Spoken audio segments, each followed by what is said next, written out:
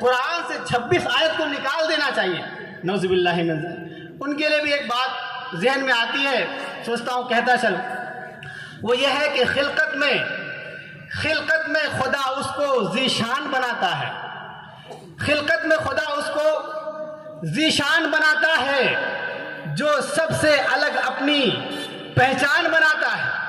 خلقت میں خدا اس کو ذیشان بناتا ہے جو سب سے الگ اپنی پہچان بناتا ہے۔ اور قرآن کو نادانوں آتنک سے نہ جوڑو، قرآن کو نادانوں آتنک سے نہ جوڑو۔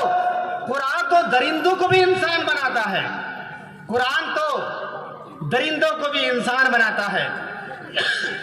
لیکن یہاں کیا کہا جا رہا ہے کہ جو ہے آیتوں کو نکالا جائے۔ یاد رکھے کہ یکجا ہی رہے گا، کبھی تقسیم نہ ہوگا، یکجا ہی رہے گا، کبھی تقسیم نہ ہوگا۔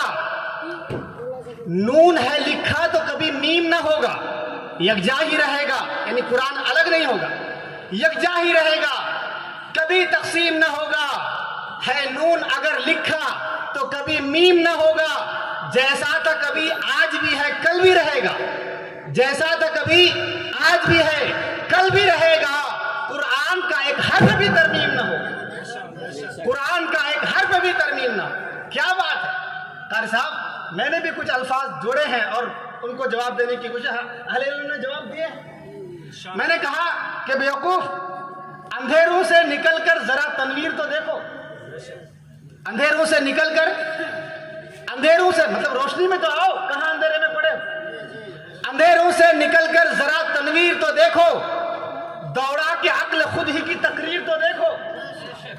اندھیروں سے نکل کر ذرا تنویر تو دیکھو، دوڑا کے عقل خود ہی کی تقریر تو دیکھو۔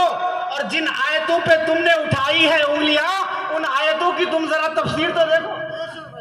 جن آیتوں پہ تم نے اٹھائی ہے انگلیاں، ان آیتوں کی تم ذرا تفسیر تو دیکھو۔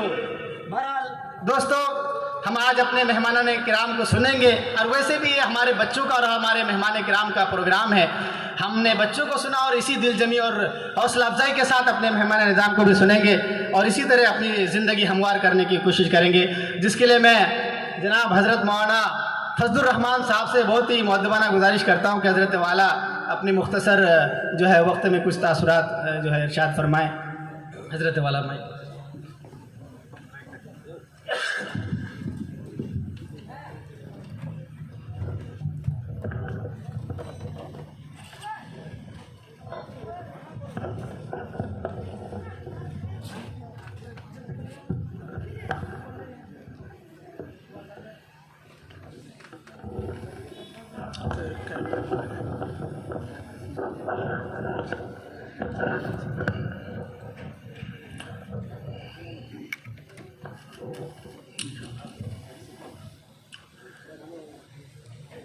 نحمدہ و نصلی علی رسول الکریم، اما بعد، فقال النبی صلی اللہ علیہ وسلم من جد وجد۔ میرے بھائیوں، بزرگوں، دوستو، جو کوشش کیا وہ پایا۔ کسی شاعر نے کہا ہے، بقدر القد تکتسب المعالی ومن طلب العلا سحر اللیالی۔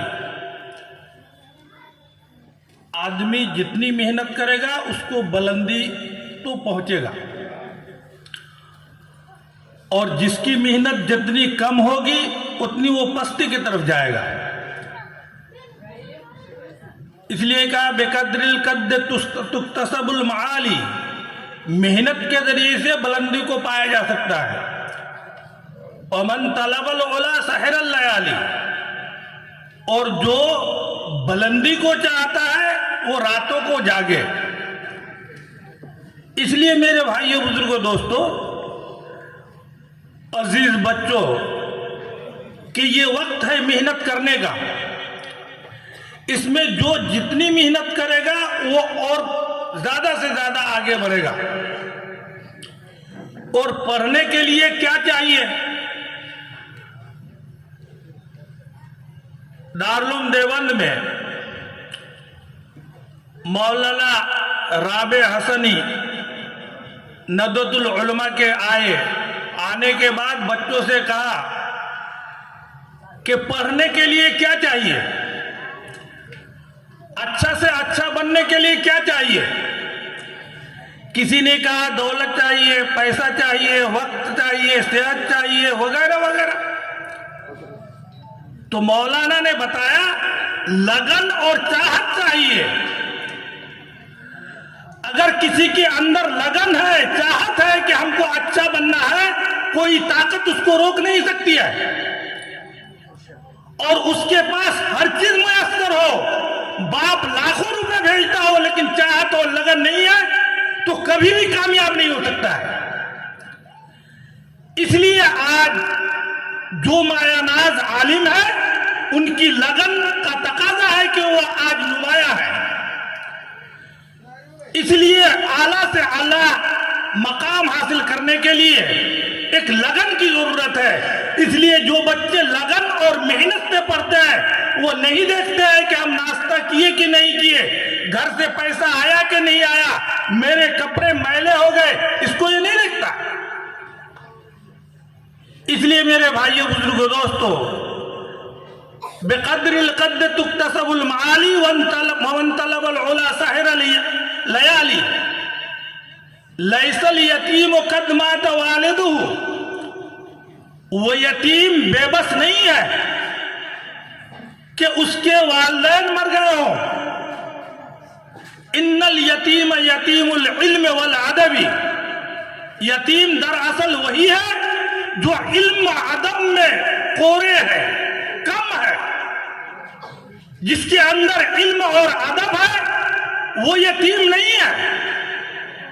इसलिए मेरे अजीज बच्चों, आज ये मेहनत की जगह है और इल्म सबसे पहले मेहनत और रटकर हासिल होता है। फिर एक वक्त आता है कि उसे बोलना भी नहीं पड़ता है, रटना भी नहीं पड़ता है। जब ये पूंजी कोई शख्स जमा कर लेता है, इब्तिदाई मरहले में रटकर हर एक फन को हासिल कर लेता है, तो एक वक्त आता है कि उसकी जुबान भी बंद रहती है, सिर्फ आंखें और दिमाग काम करती हैं। इसलिए मेरे अजीज बच्चों, हम आप सबसे दरखास्त करेंगे कि लगन से मेहनत करें और जो जितनी मेहनत करेगा उतनी उसकी सरबलंदी हासिल होगी। इसके साथ साथ दूसरी बात यह भी अर्ज करूंगा कि इस इल्म अदब के साथ हमारे अंदर घमंड पैदा ना हो। जिसके अंदर घमंड पैदा हुआ वो चूर चूर बेकार हो गया। जिसको कुछ आता है तो वो सोचता है कि हमें बहुत कुछ आ गया। ये खामख्याली जिसके अंदर आया वो बर्बाद हो गया। अल्लाह उससे दुनिया में कोई काम नहीं लेगा। इसलिए ये खुद पसंदी और किब्र, ये बिल्कुल आदमी के इल्म को, सलाहियत को, मर्तबे को, इज्जत को बिल्कुल जलाकर खाक कर देता है। इसलिए इस किब्र और नखवत और खुद पसंदी से हमें एतराज करना चाहिए। आज देखते हैं किसी दरख्त में फल आता है तो जिस दरख्त पर फल आता है उसकी टहनियां झुकी हुई होती हैं, और जिस दरख्त पे फल नहीं होता है वो सीना तान के रहता है। अल्लाह ने आपको इल्म अदब दिया है तो आपको झुक के रहना पड़ेगा, और अगर इल्म अदब नहीं है तो आप सीना तान कर घूमेंगे। इसलिए इल्म अदब के लिए अहम और जरूरी है कि आपके अंदर आजिज़ी और इनकिसारी हो। नबी करीम सल्लल्लाहु अलैहि वसल्लम ने फरमाया, हदीस कुदसी है, अल किब्र रिदाई। किब्र, घमंड, बड़कपन, खुद पसंदी ये मेरी चादर है। جو اس چادر کو کھینچتا ہے وہ مجھ سے مقابلہ کرتا ہے، اور جو مجھ سے مقابلہ کرے گا وہ کبھی جیت نہیں پائے گا۔ اس لیے بہت سے طالب علم وہ محنت و جد و جہد سے اعلی مقام حاصل کرتے ہیں، لیکن کبر اور نخوت کے بنا پر وہ بیکار ہو جاتے ہیں، اللہ اس سے کام نہیں لیتا ہے۔ اس لیے میرے بھائیو، بزرگوں، دوستوں، میرے عزیز بچوں، آپ ان دو باتوں پر دھیان دیں کہ محنت ہی سربلندی کا سبب ہے، اور دوسرا جد و جہد محنت کرنے کے بعد ہمارے اندر جو کچھ آیا ہے اس میں عاجزی اور انکساری کو اپنائیں، اور اگر عاجزی انکساری نہیں ہے تو ہم کسی لائق نہیں رہیں گے۔ اور اس کے لیے کیا ہے کہ ہم اپنے بڑوں کا ادب کریں، اس لیے نبی کریم صلی اللہ علیہ وسلم نے فرمایا کہ افس السلام، سلام کو عام کرو۔ جو سلام کو عام کرتا ہے وہ کبر سے پاک ہوتا ہے، اور جو سلام کرنے میں جھجکتا ہے اس کے اندر خود پسندی ہے، گھمنڈ ہے۔ ایسا نہ ہو کہ ہم گاؤں میں جائیں، ہمارے بڑے ہوں، چاہے وہ جاہل ہو لیکن ہم سے بڑے ہوں، علم میں ہو، عمر میں ہو، ان کا ہم ادب و احترام کریں، اور اپنا جو سیکھا ہے اس کا ہم ثبوت دیں، ہر ایک کا ادب اور سلام و اچھے کلام کے ساتھ بات کریں۔